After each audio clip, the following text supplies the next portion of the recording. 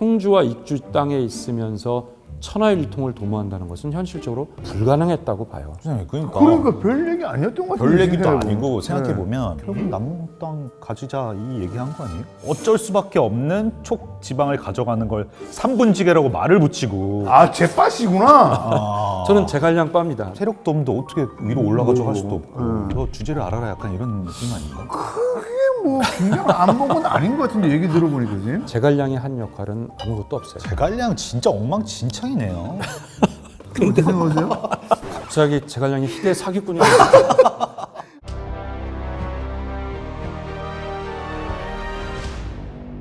정영돈의 제목 없음 TV.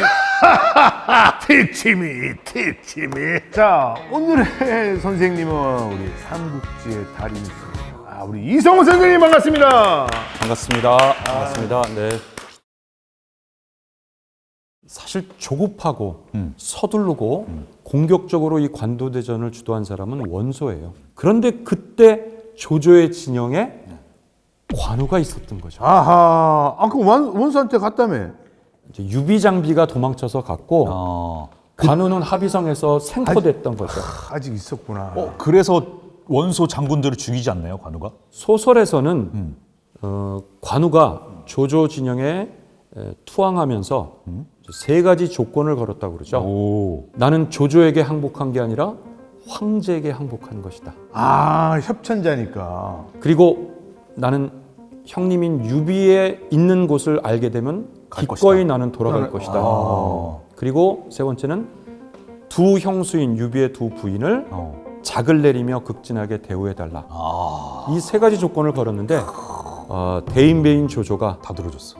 관우를 품을 수만 있다면 이야. 그래서 이 조건을 수락하고 관우를 살려주며 그의 투항을 맞아들였다는 것이죠. 그리고 황제에게 부탁하여 관운장에게 관직을 내리고 극진한 대우를 주었다는 것이에요.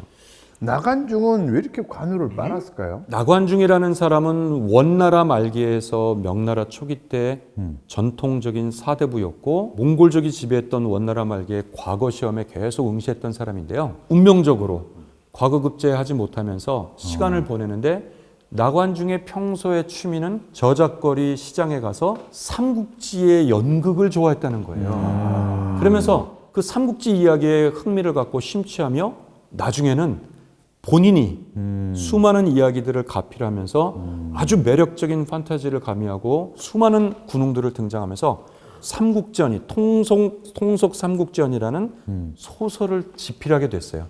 그러면서 나관중은 자기의 영혼을 담은 페르소나를 두 명을 설정하게 되는데 전통적 사대부로서의 문인으로서는 제갈량을 그리고 사대부가 할 수 없는 그 강력한 무력을 나타낸 일종의 마블 코믹스의 히어로 같은 슈퍼 영웅으로 바로 관운장을 설정한 거예요. 왜 관운을 했을까? 관운장으로 했을까? 정말 무예가 뛰어났다는 그 점보다는 흉의를 지키는 그의 꿋꿋함, 타협하지 않는 그런 모습들은 바로 관우라고 볼 수 있는데 여기에 이제 나관중은 엄청난 무예 능력까지 더 추가하게 된 거죠. 야, 근데 이게 진짜 맞네. 선생님 말씀이 맞네. 이게 나간중한테는 진짜 그 불행하지만 어떻게 보면 가장 잘한 동아시아의 위대한 문학이 탄생된 거죠. 그래서 이제 그 관도대전에서 관우가 나갑니까? 이 관도대전에서 중요한 섬하게 분수령이 됐던 백마전투에서 이 백마전투에서 활약하는 원소의 장군이 알량인데 관운장이 조조에게 자신이 나가서 공을 세울 것을 요청하는데 조조가 허락치를 않아요. 조조는 관우에게 공을 세워주면 돌아갈 걸 뻔하니까 초조하네. 공을 세워줄 기회를 주지를 않는 거예요. 관우는 초조하죠. 그런데 알량이 워낙 뛰어나서 조조의 장수들이 알량에게 참수를 당하고 목을 베자 다급해진 조조는 관운장에게 허락을 하게 된 거죠. 선생님, 초조해진 조조라고 이렇게 라임 한번 맞춰주시면 안 돼요? 초조해진 조조는 선생님. 라임이 대단하십니다. 조조해진 조조. 정사에도 이것은 명백히 기록되어 있고 소설에서도 더욱더 극적으로 묘사한 적토마를 타고 청룡오늘도를 휘두르며 단 2합에 알량의 목이 베어졌다라고 기록되어 있죠. 그럼 이제 알량 문추가 쓰러지면서 원수도 그냥 끝나는 걸로. 네, 뭐 관도대전은 몇 번의 중요한 전투들이 있게 되는데요. 그런데 초기에 이미 알량 문추가 죽음을 당하는 이러한 전투를 통해서 사기가 떨어지게 되고 그리고 너무 우유부단하고 조급하게 전쟁을 진행했던 원소가 뜻밖에도 조조에게 결국은 패배하게 되면서 네. 이 관도대전의 승자인 조조가 천하일통의 중요한 교두보를 확보했다. 그리고 이 전쟁의 패배가 얼마나 쓰라렸는지 관도대전이 끝나고 2년 후에 원소는 결국 죽음을 맞게 되면서 삼국지 전반부의 최고의 명망가 집안이었던 원소가 그리고 원씨 집안이 원씨. 몰락해 간다라고 볼 수가 있겠어요. 그래 여기까지 좀 재미가 없어. 이후에 전개되는 중요한 이야기가 바로 삼고초려와 제갈량의 출현인 거죠. 삼고초려는 찐인가요? 삼고초려는 정사에 그대로 나와 있는 이야기예요. 다행이네. 네, 이 삼고초려 이야기는 훗날 제갈량이 유비도 죽은 이후에 조조의 위나라를 공략하기 위한 조위의 정벌, 북벌 전쟁을 나갈 때 유비의 아들인 유선에게 출정을 올리며 썼던 유명한 글, 그 출사표. 유명한 출사표라는 그 문장에 삼고초려 이야기가 거기에 나오죠. 그러니까 이것은 정사의 이야기로 나오는 거예요. 소설 삼국지 연의의 모든 이야기의 약 3분의 2, 전반부 3분의 2의 대부분은 사실 유비라는 사람을 주인공으로 그렇죠. 해서 서술되기 때문에 뭐 관도대전 매우 중요하나 소설에서는 그건 조조의 승리이고 유비는 여전히 자신의 근거지와 거점을 확보하지 못하고 천하를 유랑하듯 힘을 잃고 돌아다니는 그런 상황이에요. 그나마도 형주 지역에 바로 유표가 그 지역을 장악하고 있어서 같은 유씨 가문의 후손이라는 명분을 삼아 신야라고 하는 작은 땅을 여기에 맞아. 이 신야성. 땅을 빌어주면서 이제 유비는 거기에 근거를 두고 잠시 조금의 안정을 누리며 머무르게 되는 거죠. 그러나 그것이 1년, 2년 시간이 지나가게 되면서 도원결의를 맺었던 그 청혼의 꿈은 잊은 채 안주하게 된 거죠. 안주하고 있는 유비에게 관우와 장비는 못마땅하고 맞아요. 형님께서 왜 저렇게 안주하고 있는가? 매너리즘에 빠졌구나. 처음에 도원결의는 잊으셨나? 형님의 그 살이 오른 허벅지살을 보시오. 그 유명한 비육지탄이라는 고사성어가 비육지탄, 이게 무슨 뜻일까요? 살이 쪄서 청고마비. 살이 쪄오른 것에 대한 안타까움과 후회와 탄식이라는 말이죠. 그러면서 내가 그 뜻을 잊고 말았구나. 이래서는 안 되겠지 하면서 다시 처음에 초심으로 돌아가서 강호에 다시 나가고자 하는 뜻을 갖게 된 거죠. 물론 초심을 돌아가는 것은 좋으나 이들이 가장 뼈저리게 느낀 이 관우장비 유비 삼형제의 큰 딜레마이자 결점은 천하를 도모할 만한 지략가가 없다는 거예요. 없다. 그런데 그 즈음 바로 유비가 수경 선생, 사마위 선생이라고 그러죠. 수경 선생을 비롯해서 또 서서라는 사람들 서서. 늘 서서 있다고 죄송합니다. 그때 그들이 추천해주는 한 사람이 있었던 거예요. 저 융중에 가면 융중 땅에 와룡 선생이라고 있는데 누워 있는 용. 앞으로 하늘로 치고 올라가 승천을 기다리는 누워있는 용, 그러나 그는 용이라는 거죠.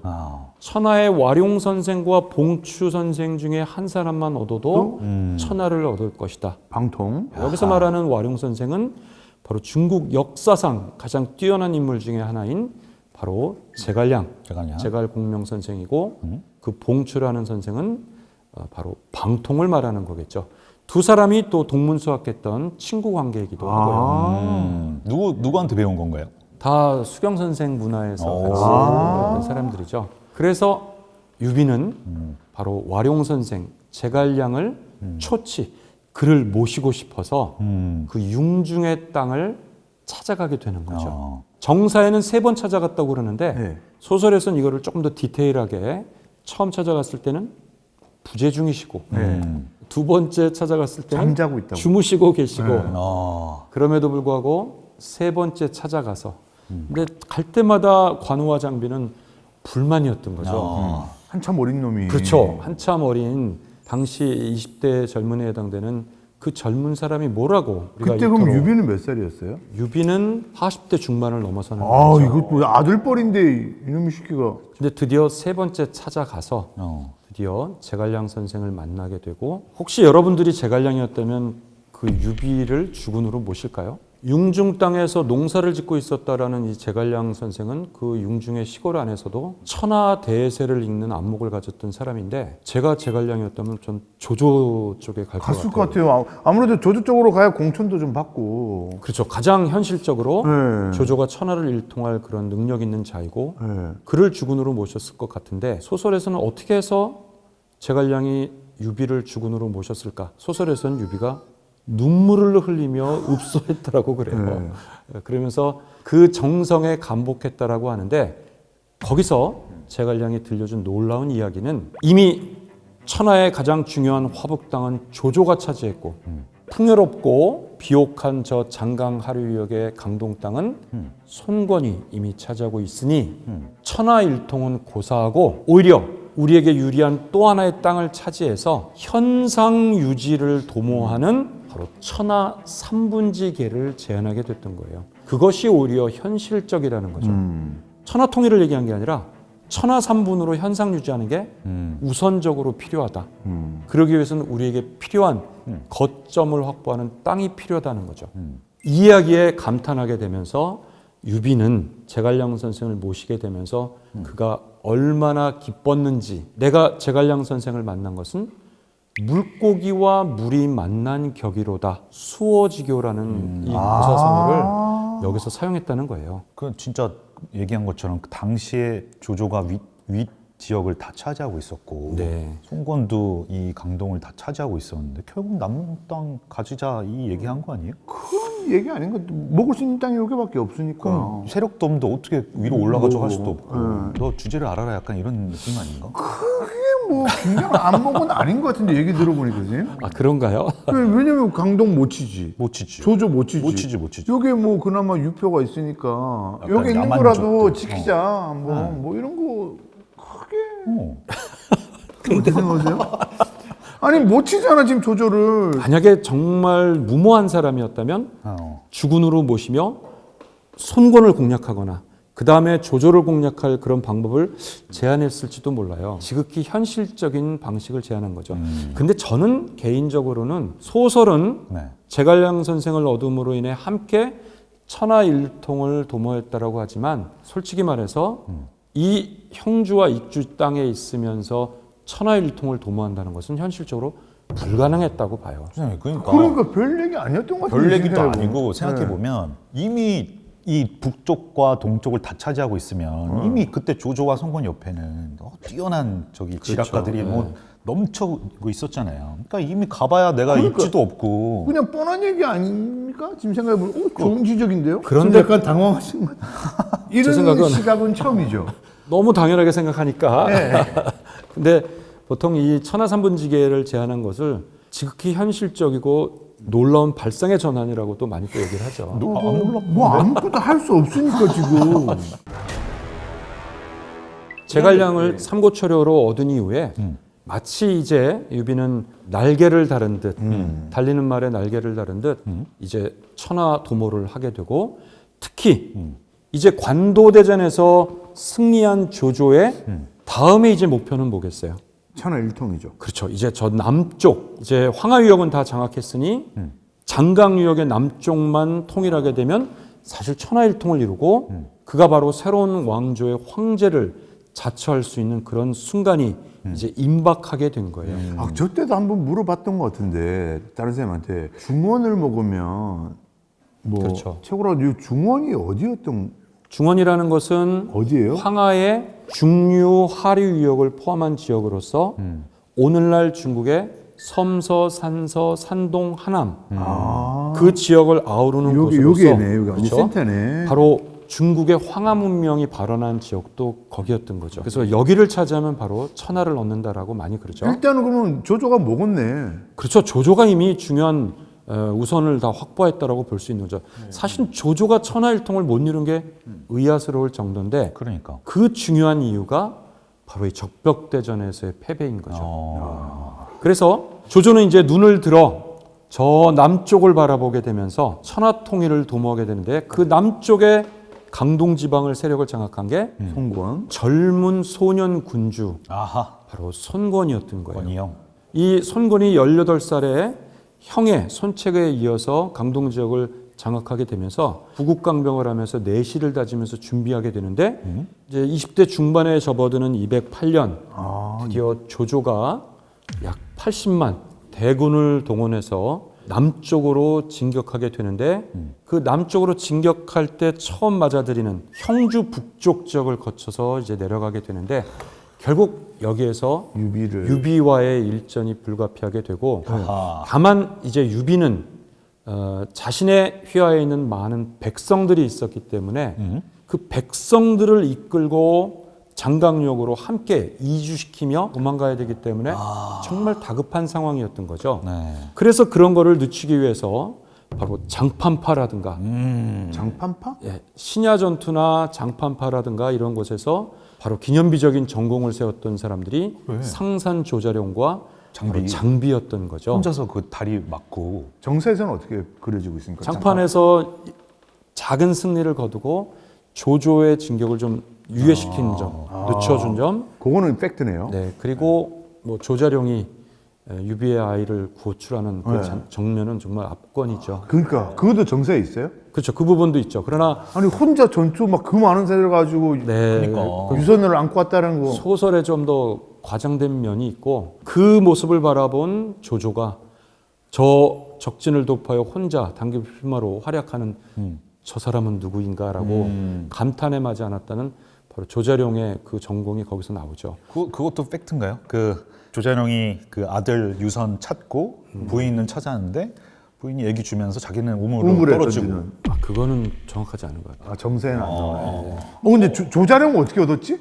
조자룡은 황건적의 난을 진압하는 초기 때 공손찬. 공손찬 휘하에 있던 젊은 장수가 조자룡인데 유비가 한때 공손찬이 이제 막역한 관계라서 공손찬 밑에 또 잠시 의탁할 때가 있었어요. 근데 유비가? 그때 유비가 조자룡이라는 이 젊은 장수를 굉장히 탐탁하고 눈여겨보고 조자룡도 유비의 인품을 좋게 보면서 나중에 바로 유비에게 이제 의탁해서 결국. 주군으로 삼게 되는 거죠. 인품은 진짜 좋았나 보다. 네, 유비는 이제 정사에 보면 음악과 그다음에 옷 입는 걸 좋아하고 지디네. 음악 좋아하고 옷 좋아하고. 책 보는 건 별로 좋아하지 않고 그런데 그가 있으면 항상 주변에 구름처럼 사람들이 모여들고 술 좋아했나 보다. 아랫사람들에게 잘 대해주고 그래서 한량이네 진짜. 그렇죠. 가진 것도 없으면 막 베풀고. 근데 이제 사람들이 모인다는 거죠. 그 사람 밑에. 그거는 이 사람의 큰 강점인데 이 유비라는 사람의 그러한 캐릭터와 면모는 딱 400여 년 전 꼭 유방하고 매우 유사해요. 그래서 정사도 그렇고 삼국지 소설에서도 맞아, 유방도 엄청. 유비를 설명할 때 읽다 보면 유방을 연상케 하는 이유가 바로 이 사람이 바로 유방의 후손이자 정통성이 있다라는 걸 강조하기 위해서 외모, 성격 이런 거를 다 연결시켜서 설명한 거죠. 아니 그렇게 따지면 나관정이 그 유비에 대한 너무 캐릭터 분석 없이 초안지를 갖다 쓴 게 아닌가. 뭐 그런 좀 놀라울 정도로 유사해요, 사실은. 비슷한 게 많아요. 예. 선생님 이제 공격 그만하고 이제 적벽 대전으로 가겠습니다. 그렇게 해서 이제 유비가 백성들하고 빠지면서 빠지고 탈출을 감행하는데 굉장히 절박한 상황이죠. 네. 손권이 과연 조조에 맞서서 일전을 벌일 것인지 그렇지. 아니면 조조에게 항복을 하고 투항할 것인가. 네. 만약에 그렇게 되면 유비는 그나마도 있었던 형주 일부의 땅마저도 잃고 또다시 떠돌이 생활이 될 수 있는 상황인 거죠. 그런데 바로 제갈량이 직접 강동을 찾아가서 손권을 만나게 되면서 연합하여 싸울 것을, 즉 주전, 맞서 싸울 것을 적극 주장하는 그 임무를 맡고 떠나게 된 거예요. 사실 이 적벽대전에서 제갈량이 했던 가장 중요한 역할이자 성공적인 활약은 연합전선을 구축하는 것을 손권을 설득하게 된 거죠. 그래서 찾아갔는데 손권 진영에 신하들은 어떤 입장이었을까요? 대부분. 아우 이거 화평하자. 아니지 그렇지 아니 받아들일 이유가 없지. 그렇죠. 특히나 황제를 끼고 있는 명분이 있는데 적어도 조조에 맞선다라는 것 자체는 일종의 쿠데타지. 역모, 역적에 네. 해당되는 것이기도 해요. 그래서 대부분 반대를 하는데 손권에게 싸울 것을 제안하는 중요한 사람이 주유예요. 아하. 왜냐하면 조조는 이미 협천자를 하고 있는 역적에 준하는 동탁 같은 인물이고 이 상황을 묵과할 수 없고 우리는 맞서 싸워야 된다. 손견 이후로서 이 강동에 자부심이 있었던 거죠. 근데 대부분은 반대하죠. 왜냐하면 또 너무 중과부적이에요. 그렇지. 엄청난 대군이 오니까 그리고 엄청난 희생을 감수해야 되는데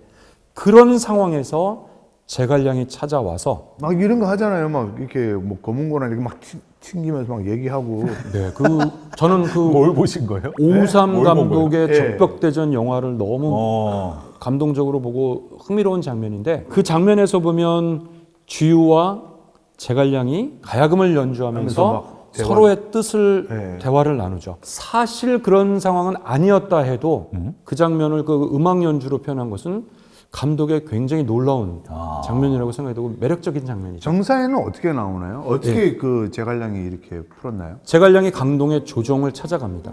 거기에 강동의 신하들도 있고 송곤도 있고 뭐 주유도 있고 그런데 그 상황에서 귀국은 즉 그대들은 조조에 맞서 싸울 것인가? 라고 물어봐요. 제갈량에게 다시 묻죠. 그대의 주군인 유비는 어떤 입장인가? 그러자 제갈량은 어찌 저런 역적을 우리가 피할 수냐? 아하, 나의 주군이신 유비는 당당히 조조에게 맞서 싸울 것이다. 라고 하는 거죠. 이 이야기는 제갈량이 선권의 자존심을 살살 건드는 그런 심리적인 대화라고 볼 수 있어요. 저 보잘것없어 보이는 유비도 싸운다는데 강동 너희들은 어떤 입장이냐? 강동의 신하들은 반대를 하고 그야말로 통촉하소서 그러면서 반대를 하지만 이 제갈량의 현란한 말솜씨와 논리가 그리고 심리적인 그 자극을 손권이 칼을 들어 자신의 앞에 있는 탁자를 베면서 싸우겠다라는 결의를 그 장면 퍼포먼스로 보여줬다는 거죠. 아 그게 정사에 있어요? 네, 그렇게 나옵니다. 와 이야기가. 대박이다. 갑자기 궁금한데 그럼 이런 대화를 지금도 사천성 그 사투리 오나라 이쪽 강동 사투리 완전 다른 나라 말이거든요. 못 네. 알아들어요.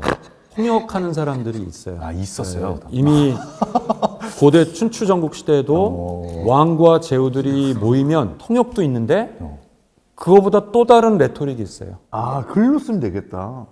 글도 되고 중요한 모멘트에서 종종 시경의 노래를 불러요. 아 시경에 있는 시의 노래. 오늘날 시경에는 300여 편의 노래가 전해지고 있는데 지금은 19만 남아 있는데 고대는 너 성시경 얘기한 거야? 시경 노래를 부른다 그래가지고. 아 죄송합니다. 그럼 진짜 죄송해요. 그런 또 발상을 죄송합니다. 성시경 씨가 또 노래도 잘하니까. 좋을 텐데. 적벽대전 들어가기가 힘드네요. 네, 적벽대전 들어가 보겠습니다. 네. 네, 그래서 제갈량이 강동을 찾아가 자신의 논리와 명분과 또 고도의 심리적인 손권을 자극하게 되면서 드디어 유비의 진영과 손권의 진영이 힘을 합쳐 연합군을 구성하고 조조와의 일전을 결정하게 되면서 바로 삼국지 최대 하이라이트이자 뭐 세계 전쟁 3대 전쟁의 하나라고도 부르는 적벽대전의 서막이 이제 막 오르게 된 거죠. 적벽이 근데 어디쯤일까요? 네, 적벽은 장강의 중류위역 지금의 호북성을 조금 지나게 되면요. 이런 곳에서 그런 큰 전쟁이 벌어졌는가 하고 좀 실망하게 돼요. 후대의 소설과 수많은 시인과 묵객들이 말하는 정말 절경에 이르는 기암절경이 있는 그런 적벽은 아닌 곳이에요. 화살 얻는 장면 있잖아요. 그건 뭐 소설의 허구죠. 허구. 아 정사에는 그런 게 없어요? 네, 그 허구의 이야기가 필요한 것은 유비진영을 지휘하는 군사를 담당한 사람은 제갈량이고 제갈량. 손권의 강동 지역의 군권을 담당한 사람은 주유죠. 도독인데 이 두 사람이 이제 나관중은 미묘한 라이벌 관계인 것처럼 이제 그리게 되는 거죠. 네. 물론 주유도 강동의 가장 뛰어난 장수이지만 오히려 주유를 능가하는 제갈량을 부각시킴으로 인해서 삼국지 연의 소설의 수많은 제갈량의 라이벌 관계 같은 사람들이 등장하지만 모두 압도적으로 제갈량이 더 뛰어난 인물로 부각시킬 때 바로 주유는 이제 그런 역할을 담당한 거죠. 그래서 주유는 제갈량을 경계하기 시작하면서 이 전쟁이 만약 끝나면 저 제갈량을 제거하지 않으면 우리에게 위협이 될 수 있겠구나. 그러면서 틈틈이 제갈량을 경계하다가 제갈량에게 아주 난해하고 어려운 제안을 하게 된 거죠. 제안이자 일종의 명령이라고 볼 수 있는데 그대는 바로 화살 10만 개를 구해올 수 있는가? 일주일 내에 이것을 구해오게. 그러나 제갈량은 3일이면 되겠습니다라고 대답했다는 거죠. 원래 있었던 거 아닐까요? 그럴 수도 있죠.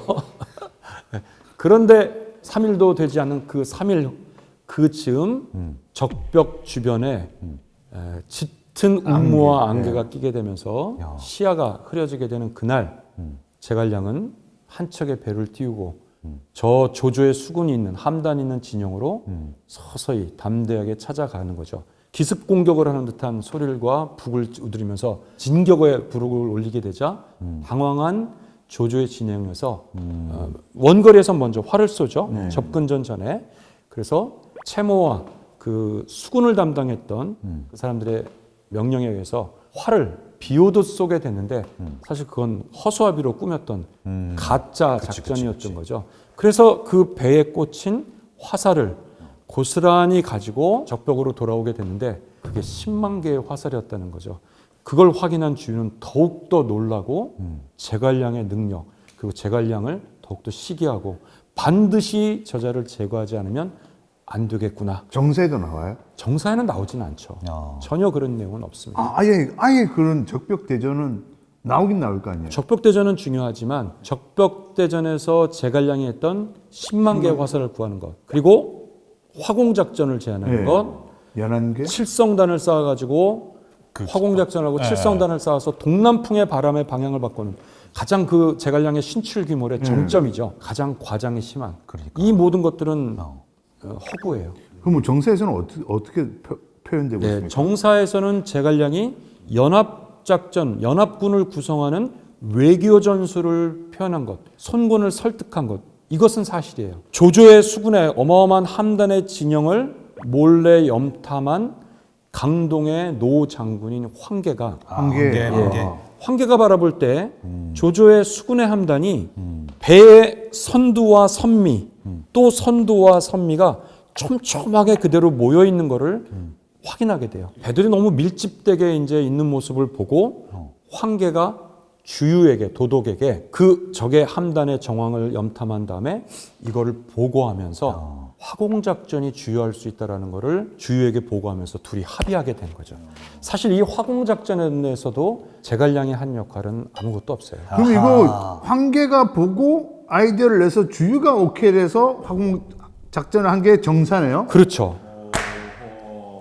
사실은 적벽대전의 주체는 조조와 송권이고 송권은 근데 이제 약관 20대의 젊은 군주고 명확히 말하면 조조와 주유의 싸움이라고 보면 돼요. 그렇네. 그리고 이 전쟁의 승자도 손권과 주유이지 유비의 역할, 유비진영의 역할은 다만 후방부대의 지원과 그리고 도망가는 조조를 추적하는 일부 역할을 담당한 거죠.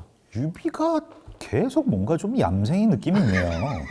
네. 그런데 소설은 이 모든 것이 적벽대전의 기획에서부터 결말까지 모든 것은 제갈량의 손아귀에서 모든 것이 진행된 것처럼 나관중은 그렇게 쓴 거죠. 그러므로 인해 거의 신적 경지, 즉 신출 귀몰하다라는 이 유명한 신출 귀몰하다라는 이 표현은 제갈량을 빗대서 쓰는 중요한 표현이에요. 황계랑 주유 너무 억울하겠다. 그렇죠. 수군들이 밀집되어 있는 거를 딱 정확하게 보고 판단을 내려서 화공작전을 필자는 엄청난 그 전략가이면서. 네, 그리고 그것을 좀 더 마중물 역할을 하기 위해서 연출하기 위해서 실제 정사에서도 황계는 조조의 진영을 찾아가서 항복하잖아요. 젊은 군주의 선거를 오만함을 나는 받아들일 수 없고 그래서 나는 투항하겠다.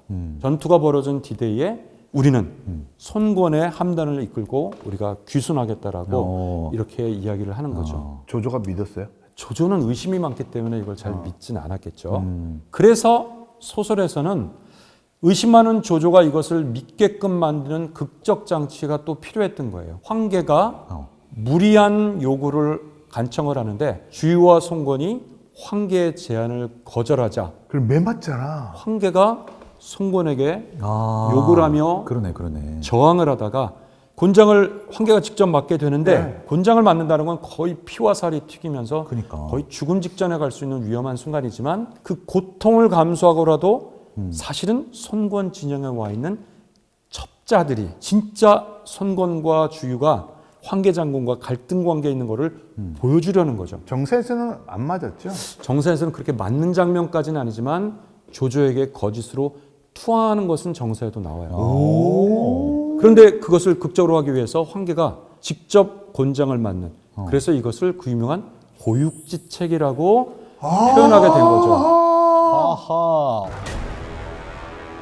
아니 그 적벽대전은 황계가 다 했네. 그러면서 적벽대전이 벌어지는 그 디데이에 화공작전까지 합의가 됐는데 문제는 바람의 바람이다. 방향이 소설에서는 이마저도 신처럼 바람의 방향을 굿한다고. 제갈량이 신에게 빌어 바꾸는 놀라운 정말 삼국지 연의의 가장 과정의 정점이 바로 동남풍의 바람이라고 바람을 볼수 있어요. 바꾸는 거는 아니 왜냐면 그 기술이 아직도 지금 있어도 대단한 건데. 이제 다만 역사 정사에서는 이 전쟁의 관건이 화공이었고 그리고 이 화공이 성공하려면 바람의 방향이 매우 중요하다는 것은 사실이잖아요. 그렇죠. 그리고 정사에 실제 화공 작전으로 승리했고 뭐라고 기록돼 나오냐면 적벽의 장강이 모두 타오르는 불로 온 천지가 불에 타올랐다.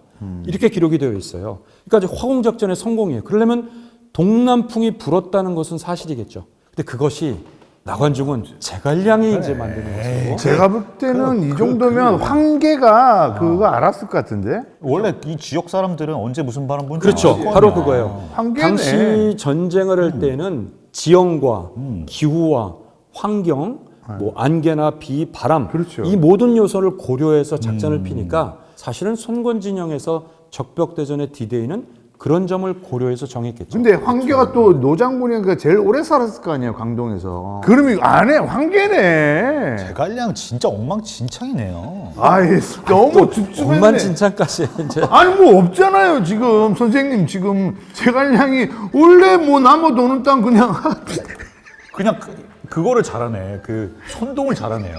약간 이거 그 프레임을 씌우는 거잖아. 원래 어쩔 수밖에 없는 촉 지방을 가져가는 걸 삼분지계라고 말을 붙이고. 갑자기 제갈량이 희대 사기꾼이 아니 그런 시각이 있을 수도 있겠다. 적벽대전의 과장은 우리도 인정을 하는데 적벽대전 이후에 제갈량이 촉한의 내실을 다지고 유비가 223년경 죽음을 맞게 되는데 그 이후에도 무려 10여 년이 넘도록 이 촉한을 계속 내실을 다진 건 거의 전적으로 제갈량의 몫이거든요. 근데 10년이나가 아니라 10년 밖에 아니에요, 그러면? 10년 만에 나라가 사라져 버린 거잖아요, 그러면. 아 나라는 뭐 그 외에도 계속 265년 제갈량이 죽은 이후에도 또 265년 그러니까 내실을 제대로 다진 건 아니네요. 금방 없어졌으니. 제갈량도 바람까지 바꾸려고 그랬으면. 제갈량도 자기 자연 수명이 있잖아요. 아 제빠시구나. 저는 제갈량 빠입니다. 네. 아니 근데 바람까지 바꿀 정도면 제갈량이 위도 먹고 천하일통을 했었어야죠. 출사표를 몇 번을 해서 북벌을 하는데 한 번도 성공을 못 하잖아요. 사마이한테 번번이 깨지고. 성공을 못하죠. 네. 그뭐 한 게 아무것도 없어.